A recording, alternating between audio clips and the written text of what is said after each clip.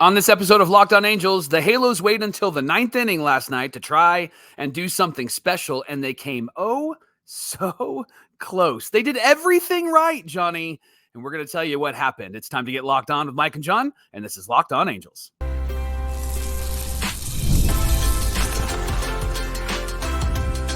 You are Locked On Angels, your daily Los Angeles Angels podcast. Part of the Locked On Podcast Network, your team every day. Yes, it is, and yes, we are. Thanks for making Locked On Angels your first listen of the day. You can find us anywhere you get your podcasts, including Apple Podcasts, Spotify, and SiriusXM by searching Locked On Angels. And if you'd like to give back to the Super Halo Bros for all the Super Halo content, here's some things that you can do. Leave us a rate and a review on Apple Podcast. If you're watching on YouTube, hit that thumbs up button. And if you're not subscribed already, please subscribe and become a Locked On Everydayer.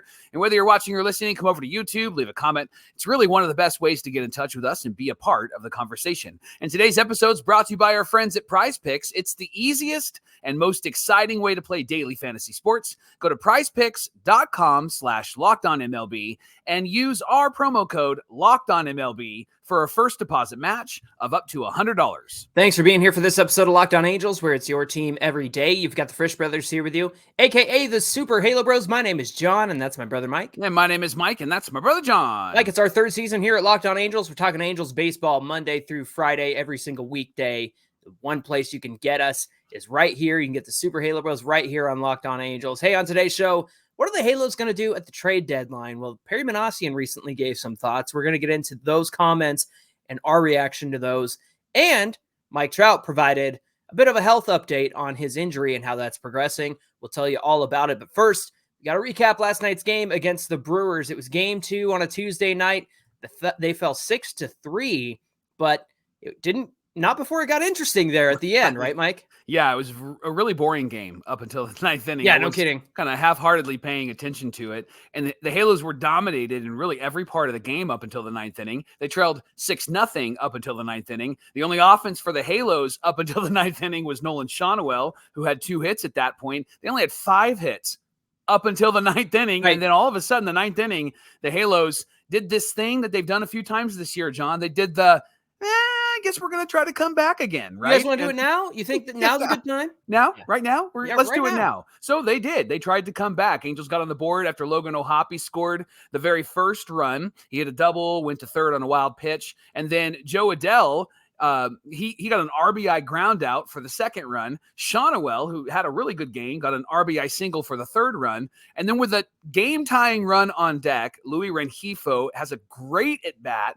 and he walks. That brings up Taylor Ward. It puts the Halos in a really great position. Now, before this at bat, Taylor Ward hasn't had a hit in about a week. Yeah, so it's true. I'm not super confident. I think a lot of us were nervous. And then he immediately goes down 0-2, watching a strike and then swinging at a strike. Do you prefer that over him swinging at the first pitch? What do you say? Yeah, I'm glad that he did watch that first strike because that coming out and immediately swinging with the Brewers closer probably wouldn't have been smart. So right. I'm glad that he's been listening to Locked On Angels.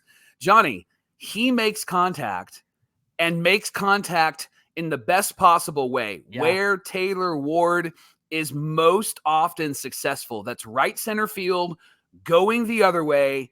Hits a ball that would have been over the yellow line. It would. And Sal Frelick leaps up and brings the ball back. Oh, it was so deflating to watch that ninth inning after all of the buildup. And Taylor Ward, to his credit, he came through, Johnny. Did what he was supposed to do. Moment. Yeah, he did what he was supposed to do. Sal Frelick is the new Ramon what's his name? Laureano. That drives me nuts because he robbed Trout of extra bases with a crazy dive, and that was earlier this season. I know, but man, you're exactly right. They handled that inning the way that they were supposed to. Even with 2 outs, it would have been the game-tying home run. It would have put them possibly, if Calhoun comes up behind him and drives in a run or something like that, with a home run, it would have been over. But unfortunate that it came down to this. Mike, really, it would have been a much closer game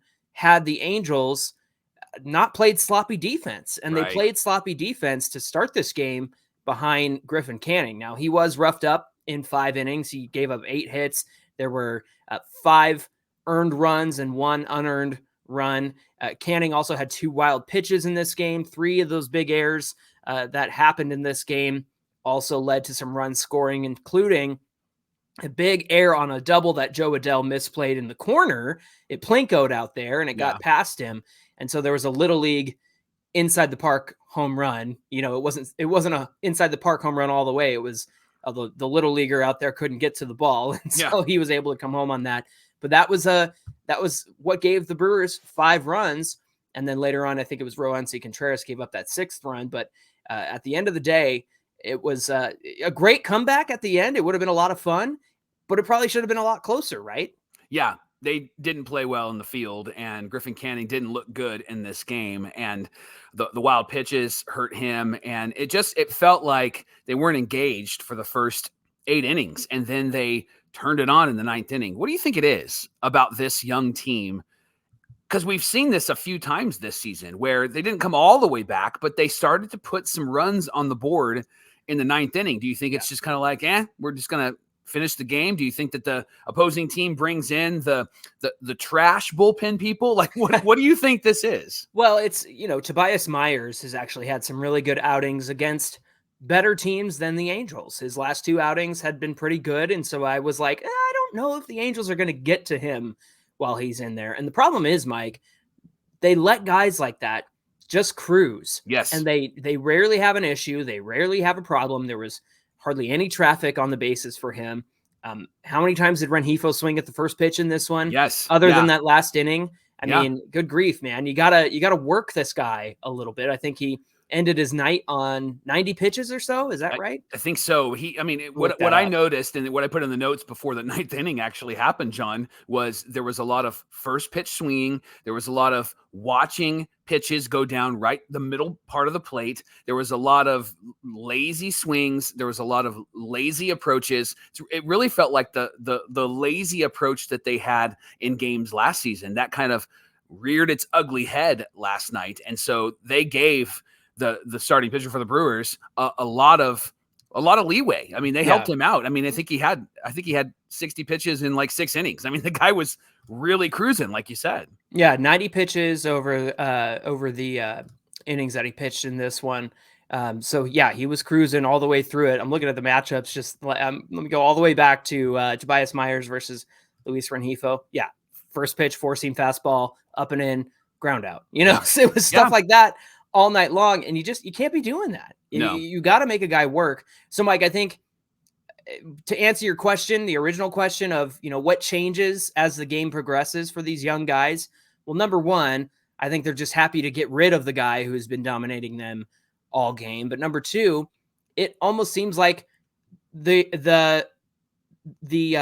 what am I thinking? The approach changes halfway through the game or what have you, where it's like, okay, maybe I should see a couple of pitches. Maybe I shouldn't go after that first pitch, or, hey, maybe if it's in the strike zone, I should go after it. Cause you're right. There were some pitches right down the middle that they were looking at. It just seems like it was one of those things where it's like, you could flip a coin and are you choosing heads or tails? And the Angels just chose wrong every single time. Yeah, and I don't know if that would, chalk it up to immaturity or if you just chalk it up to a bad approach. I think that it's probably a combination of a few of those things. But then to see them put together a really great 9th inning and start to hit with runners in scoring position. They were 0 for 6 before they entered into the 9th inning, and then they just got some momentum, and the momentum was on their side. And even getting to the Brewers closer, even though they didn't score runs, I mean, Ward crushed that pitch, and it took a whole lot of luck and a lot of athleticism to win this game for the Brewers last night. So there's a lot of excitement about the game last night, even though the Angels lost, because if we're going to lose,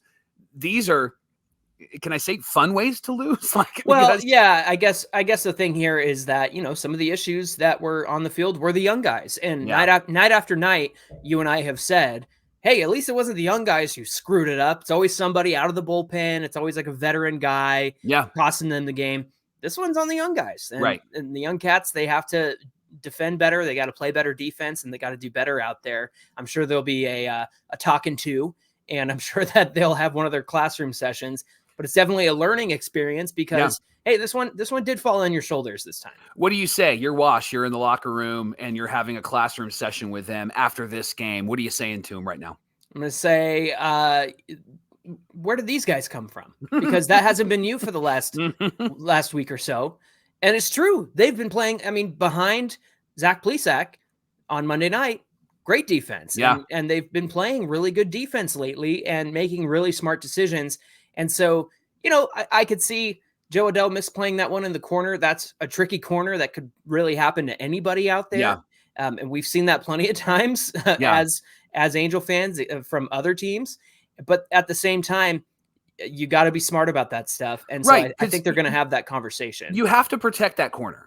And that's the thing. Like, think about it in a basketball sense. Like, when you're playing defense against somebody and you're playing on them, the thing that you can do is either you could have your feet right at shoulder width in front of them, or you put one foot in front of you and one a little bit behind you, because then it gives you the ability to pivot if they're going to try to go around you, right? One is full on defense. The other one is a little bit of protection mode. And I think when it comes to the corners at Angel Stadium, you almost have to play a bit of protection there, because the guy's flying around the bases anyway. Right. And so you got to know that it's going to hit that. And so you position yourself in a way where if it goes and hits the wall and just gets stuck, then you can run up and grab it. Or if it plinkos out, you're still in front of it. Joe was completely turned around and had his back to the infield. And that's where he got into trouble, because he was over aggressive in trying to get it. And listen, he's been playing some great defense, so I give him all of his flowers, because he has been great out there. But this was a mistake. He really wasn't playing to protect. He was trying to maybe potentially throw the runner out at second and or third. Now, that's not to say there weren't some great plays. There was a great throw out at home and things like that. So it's not like everything was all bad, but it was the reason why this game wasn't closer in the ninth inning. Right. In fact, it might have been a winning home run robbery if the Angels hadn't given up so many runs across the first couple of innings there. Well, yeah. So like when they threw the runner out at home and Neto had a great play there, then the very next batter, they threw a wild pitch and that scored the second run. Right. And so it almost was like, well, that's mute now. Like, that point is gone. Like, that great defensive play gets erased. And so Canning didn't help himself either by being wild on the mound and didn't help his boys. They weren't able to score any runs because of that too. Kind of sets the tone for the whole night when you're starting pitcher. It was it was a Patrick Sandoval kind of a night, but it was for Griffin Canning this time. Yeah. Where he was sloppy. It kind of made everybody else sloppy. Hey, thanks for making Locked On Angels your first listen every single day. The Angels play the finale against the Brewers tonight, 6:38 Pacific time. You can catch every pitch of the Angels hometown broadcast on SiriusXM with the SXM app. All you got to do is search Angels. Coming up on Locked On Angels, Perry Minasian recently spoke about what the Angels plan to do and how they approach the deadline, this upcoming trade deadline. You might hear something that shocks you, and you might hear something that makes you go, yeah, that makes sense. And we'll talk about what that means coming right up. Every day is passion, drive, and patience. That's what brings home a winning trophy, and it's what keeps your car, truck, or SUV alive. And eBay Motors has everything that you need to maintain your vehicle and level it up to peak performance, from superchargers to roof racks to exhaust kits to LED headlights, so much more. Whether you're into speed, power, or style, eBay Motors has got what you need. They got you covered with over 122 million parts for your auto. You can find exactly what you're looking for at ebaymotors.com. And with the eBay Guarantee Fit, your part is guaranteed to fit your ride every single time or your money back. Because with eBay Motors, they want you to be burning rubber, not burning cash, especially in this economy. With all the parts that you need and the prices that you want, it's easy to turn your car into the MVP and bring home a big W. Keep your car, truck, or SUV alive at ebaymotors.com.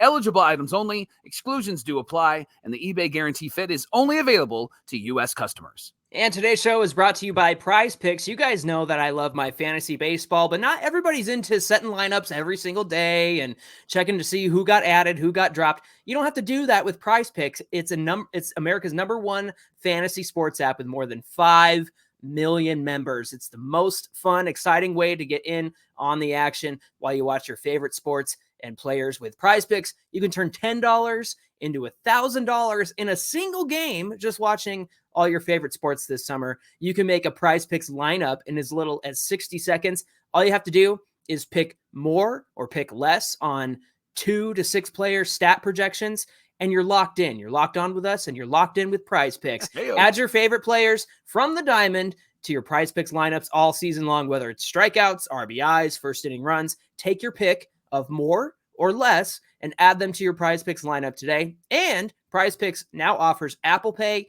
for quick and easy deposits into your account this season. So download the app today, enter our promo code LOCKEDONMLB for a first deposit match of up to $100. Again, that's LOCKEDONMLB, all one word, all lowercase, and get that first deposit match up to $100. Join Prize Picks today. Pick more, pick less. It's that easy.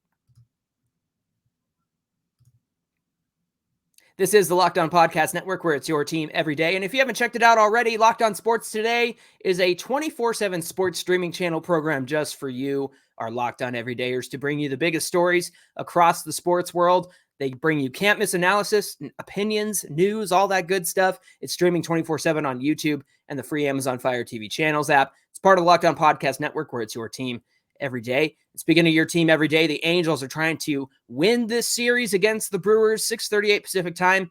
Woo, they got Freddie Peralta versus Tyler Anderson. It's going to be each team's best pitcher is going to be on the mound in this one. You can catch every pitch of the Angels hometown broadcast on SiriusXM with the SXM app. All you got to do is search Angels. So it's going to be 12-10 final score, right? Hey, Perry Minasian. And Sal Frelick robbing a home run again.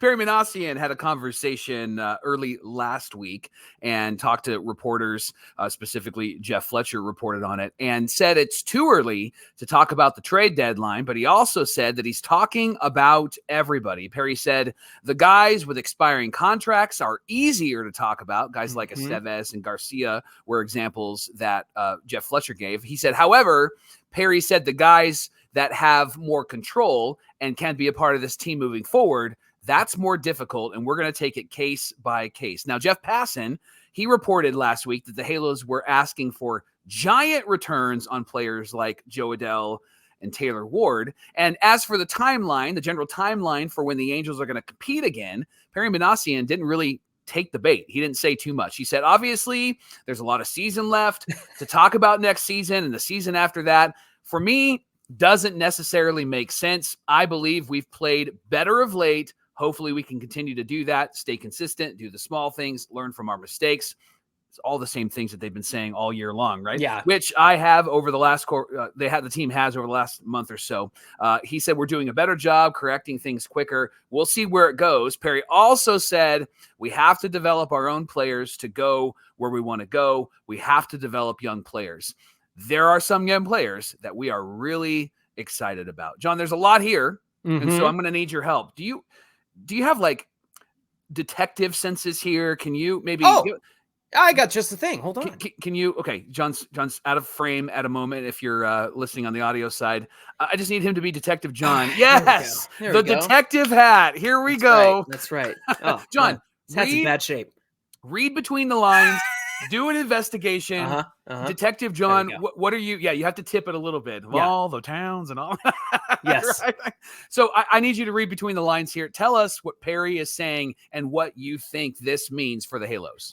When he talks about, it's really hard to talk about the young players and whatnot. It just makes me believe, Mike, that they're not going to move on any of the guys that they should really consider, like Luis Rengifo, Taylor Ward, those types. We even mentioned like Patrick Sandoval is a good one to listen on. And look, you don't have to move them. They don't have to be moved this season. But what you're sacrificing is a year and a half of control for guys like Rengifo and guys like Tyler Anderson. Now, Tyler Anderson's not old, not young, but he's also on an expiring deal next year. So there's a year and a half with him too. But now is the time to sell high. And I just feel it in my heart of hearts. Yes, they'll do the right thing. Maybe they'll get rid of the Estevezes and the Drurys and the Garcias and whatnot. But to not listen on guys that will be here next season, that to me is what Perry is saying here is that, well, we got a lot of guys and, talking about next season doesn't really make sense. Of course it makes sense. Of course it makes sense to talk about next season. Mike, This is why the Angels are in the state that they're in. They don't make the moves they need to make to invest in the long term. They'll make the short-term moves. They'll do the expiring one-year deals. That's how we got Mickey Moniak. But you know what else we did? We traded Brandon Marsh, a guy who had years of control, for Logan O'Hoppe. Yep. And Logan O'Hoppe got into a couple games at the end of that season, and then he played last season and this season. you have to think about the future. And so for him to talk about, we have to develop our own players to go where we want to go, then you got to trade the players that aren't going to be here for when you get to where you want to go. Does that make sense? I mean, the fact is they're not going to be competitive within the next 2 years. I think that they have a lot of growth to do. Now they could surprise some people, of course, but if Perry Minasian thinks that things are going to turn around this season, that's ridiculous. If he thinks they're going to be different next season, well, that depends on what they do in free agency. And also, he's not going to be here next year until he gets a contract extension. So I say all that because they always do this. They never think long term. They never think about, who could we trade that has some value now? Like even Jo Adell, Mike, they're talking to Robert Murray reported the other day that they're listening on Jo Adell. And I think that's great. They're listening. They're listening on that. I don't think they should trade Adell because I think that he fits within the competitive window. And he could make the argument that his value has never been higher, and now's the time to do that. But guys like Taylor Ward, his value has never been higher. Renhefo's value has never been higher. Tyler Anderson, to me, is an easy trade. A year and a half of control for somebody that is having the best season since his Dodger season 2 years ago. That's an easy decision to make. And I think that they need to be listening on all fronts. You and I even talked about it. Maybe you even listen on Reed Detmers. Now, he's 24. He's young. He's working on things. I don't think that there's no urgency to move him. But if you get shocked by the return that somebody wants to give you for him, then you do it. And so I'm afraid that if they aren't having these conversations, then that's going to be a big mistake for this team. Johnny, Victor Rojas, friend of the pod on Angels Win, of course, angelswin.com. He had said something last week that I thought was really interesting. He said they need to do something different, right? And so I think what happens often is that we love our dudes, we love our guys, we love our players, and we're like, well, I don't know if I would, and I don't know if this guy, and those conversations are appropriate. And I think as fans, we're going to have those conversations. But I think that what we're getting down to, and I think what Detective John has just said to us, is that they need to investigate all of it. They need to do something different. They need to approach it in a different way. That doesn't mean that that's the right way, but there has to be a new way. How they've been doing things the last 10 to 15 years hasn't worked. You've only made the playoffs once. Every other time you've gotten close, you've gotten wiped out at the end of the season, and you haven't been over 500 in a few seasons. And so now it's time to actually do something different, to approach this different, to think outside of the box in a very different way. You need to have people who are not in this organization giving you wisdom, because time in erodes your awareness of things. And that's what's happening with the Angels, right? Yeah. They are so eroded. They're so believing the false narrative, the state-run media. It's time to change some things. And that's what's concerning about these comments from Perry is there's not too much substance, but then there's also a bit of like, they're going to just do the same things they've been doing, right? Yeah. They're going to do the same things over and over again. And that's not the way you get where you want to go. I will say that an all pitcher draft, that's thinking outside the box. Yes. That's something different. Perry's shown how to do it. Even the Logan O'Hoppe trade. Perry has shown that he has the ability to make some really interesting outside of the box decisions. And some of those decisions have been pretty successful. Yeah. And when you think about the all pitcher trade, not everybody's in the majors yet, but remember that was just 3 years ago. So right. I don't understand why you would think every pitcher needs to be in the majors. I've seen that argument going around. I'm like, that's not a good barometer for if a draft was good or not. And like I said the other day, Mike, the Angels probably hit on 10 out of 20 of those picks, and 2 of them aren't in the organization anymore. So they probably hit on 8 decent arms. Are any of them the ace that they need for the future? Probably not. I think Chase Silseth is going to be the best out of that class. Sam Bachman's looking pretty good now that he's healthy, but he could get hurt again. Now, when Perry says we have to develop our own players to go where we want to go, that gives me some encouragement, because it shows that, he understands the situation. But again, you got to trade these pieces that aren't going to be part of your competitive window. And you've got to listen on the guys. If you're not going to extend a Luis Rengifo for his prime age 27 to age 30 years, then trade him, because if he's not part of your future, then you really should get the most value that you can out of him right now. And that's not me saying I want to see him traded. I want to see him on this team. I prefer that he gets an extension, because I think he's just now entering his prime. It's funny. Somebody told me that all he needs is playing time consistently from the beginning of the season. Oh, it was you and me, Mike. Yep. We said that. And I say that because if you don't plan on keeping him around, then you got to make a decision, and you got to make that decision sooner rather than later. And later is next season when he's got half a year on his contract. You can get much more reward for trading him now than you would next season. The search for insurance is difficult. The search for really good insurance is even more difficult. That's why you need Policy Genius. Policy Genius is the smarter way to buy insurance, Johnny. Their proprietary technology makes it easy to compare personalized quotes and policies from top-rated insurers side by side. Policy Genius has a team of licensed experts here to answer any questions, handle paperwork. Thank God. I love when they handle paperwork. And to help you make decisions with confidence, they work for you, not the insurance companies. From exploring coverage options to making policy adjustments as your life changes, Policy Genius is your advocate every step of the way. And when it comes to insurance, you need an advocate. And Policy Genius is committed to your information remaining secure. Your security is their priority. They use industry-leading security practices to help keep your information safe. So check life insurance off of your list in no time with Policy Genius. You can head to their website, policygenius.com/lockedonmlb, or you can click the link in the description for this show, and you can get a free life insurance quote and see how much you could save. That's policygenius.com/lockedonmlb.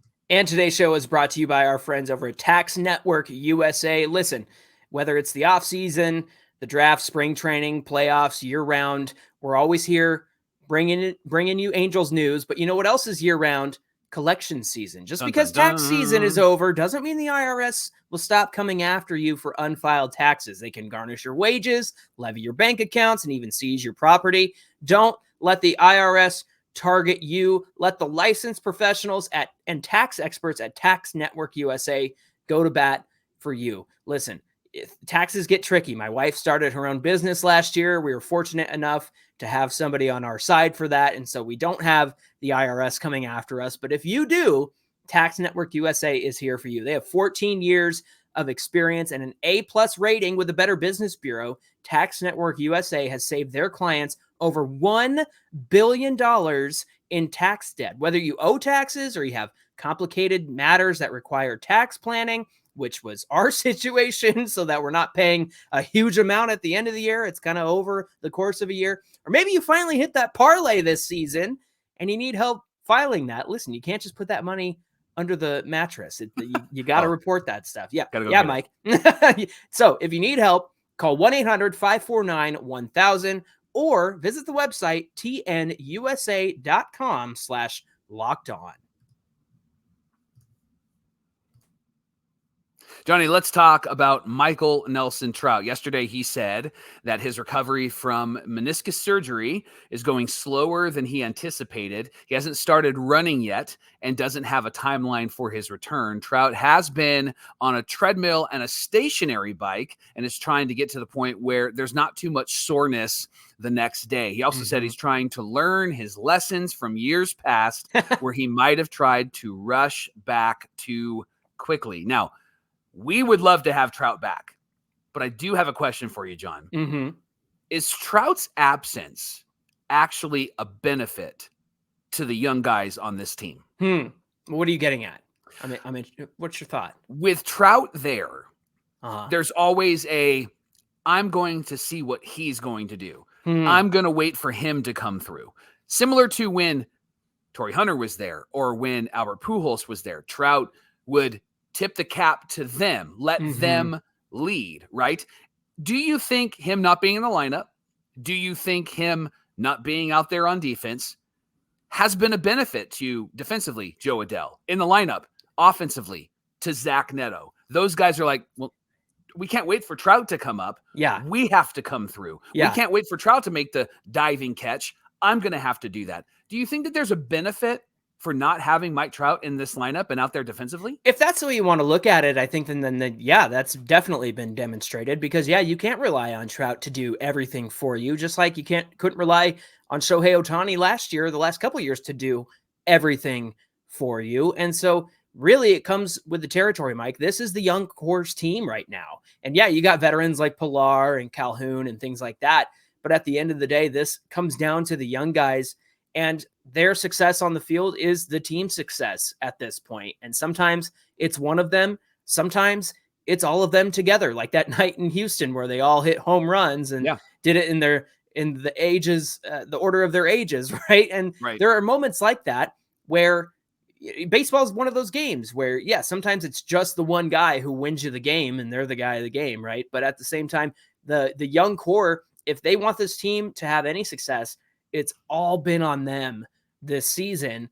And with Trout out of the lineup and not on the field, I think there is a benefit. I think there is something to that. Now, that's not to say that it's Trout's fault or Trout is in the way or anything. I think I always talk about it, little brother syndrome, where you and I played on the same softball team and I wasn't very good. And then I would fill in for somebody else's team.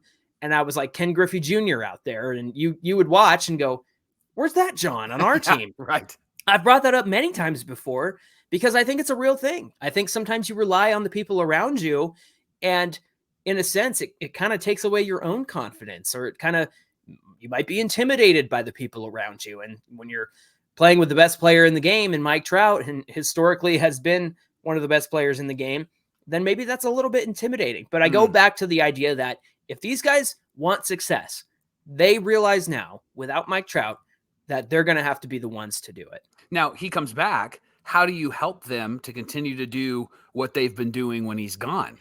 I think they're already in the habit of doing it. I think that, they've had some time away without Mike Trout. They haven't had him on the team for a while. And he's still in the dugout, and he's still helping them out during home stretches and home series and things like that. But the fact is, he is always going to be a benefit. But they've been doing this now for, what's it been, month and a half, 2 months since he got hurt. They've been doing this now. And look, I know they still have a losing record, but I see the young guys playing better baseball overall, probably since like the middle of May, honestly. And I know guys have struggled here and there, and they go through their slumps. I know Jo Adell's really slumping offensively right now, but it's up to the young guys to play better baseball. And I think they have been playing better baseball. Not every loss has been on them, like we talked about earlier, where, the loss kind of fell on those guys last night. They didn't have a lot of offense going. They had some errors in the field and whatnot, but they've been doing this long enough now to where I think if Trout comes back, I think it's only going to add to their success. And so now it's our success with Trout. Now Trout is part of this success. It's not Trout's success whether they win or lose anymore. It's the whole team. And I think it took some time for them to understand that. I think it took some time away from Trout for these young guys to understand that. So I'll be interested to see what happens, but what are your thoughts? Yeah, I agree with you. I would love to see two things. One, Mike Trout come back when he's fully healthy, and this team doesn't need Mike Trout in the sense that they're not trying to play for anything right now. So I think he needs to take his time. Unfortunately, that's been kind of the narrative the last couple of years. He's a slow recovery guy. Like his recovery. Yeah. Well, but like the calf strain in 2021, what the heck was that? Like that took him out the whole season. What are we doing? I just think that we have to acknowledge, like, he's older, and I mean, I'm a 44-year-old guy who then like gets winded if I go racing my kid down the hallway, right? And so and I'm not athletically inclined that way. So I just think that we have to be patient with that. I think the second thing is I really think that this team, and I'm not advocating for any sort of move with Mike Trout. However, I really think that this team desperately needed this time without him on the field and in the lineup. And I think that they've proven that there are some leaders that are rising up. And so I would want to make sure, if I'm the manager of this team, I would want to make sure that the space and the grace is still given to those guys who have risen. Like when Trout comes back, I would say to him, even though he's Michael Nelson Trout, I would say to him, we're a different team, bro. And I need you to recognize that. Yeah, I think he'll recognize that. I think that he's a gracious person. He wants to see these young guys succeed. I think that's what made him excited to play this season. And it made him excited to say before the season started that, hey, I'm an Angel and I want to win with this team. I think the young guys have a lot to do with that. Hey, thanks for making Locked On Angels your first listen of the day. The Angels play the Brewers, 6:38 Pacific time. Tyler Anderson is on the mound. Should be a good starting pitching matchup. Catch every pitch of the Angels' hometown broadcast with SiriusXM on the SXM app. Just search Angels. Hey, give us a follow on Twitter at Locked On Angels and at Super Halo Bros on Twitter and Instagram. Whether you're watching or listening, come on over to today's show, find the episode on YouTube, get in the comment section. It's the best way to get in touch with us and be part of the conversation. Mike, what do we have on deck for Thursday's show? To kick or not to kick? Let's talk about Zach Neto's leg kick and how he's actually using it compared to what he was doing earlier this season and at the end of last season. Looking forward to that conversation. We hope you'll come back and join us. Until then, my name is John, and that's my brother Mike. And my name is Mike, and that's my brother John. Thanks for being here with us, and we'll see you back here on Thursday. To kick or not to kick? That is the question. We have the answers tomorrow.